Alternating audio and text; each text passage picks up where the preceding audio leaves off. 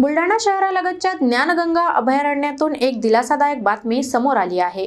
मोताळा परिक्षेत्रातील तरोडा रायपूर शिवारात विहिरीत पडलेल्या भल्या मोठ्या अस्वलाला वन विभागाने अथक प्रयत्नांनंतर सुरक्षितरित्या रेस्क्यू केले आहे।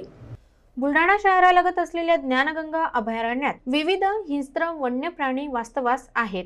या परिसरात अस्वलांची संख्या तुलनेने अधिक असून मानवी वस्तीजवळ येण्याच्या घटनाही अधूनमधून घडत असतात। अशाच एका घटनेत मोताळा वन परिक्षेत्राच्या हद्दीतील तरोडा रायपूर शिवारात सुमारे 3 ते 4 वर्षे वयाचे एक भले मोठे अस्वल चुकून एका शेतातील विहिरीत पडले।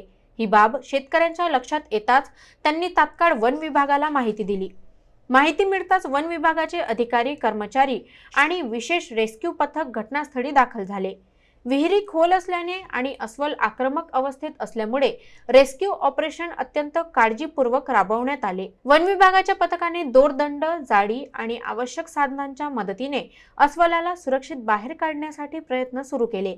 काही वेळानंतर अथक परिश्रमानंतर अस्वलाला सुखरूप विहिरीतून बाहेर काढण्यात यश आले। रेस्क्यू नंतर पशुवैद्यकीय अधिकाऱ्यांकडून अस्वलाची प्राथमिक तपासणी करण्यात आली।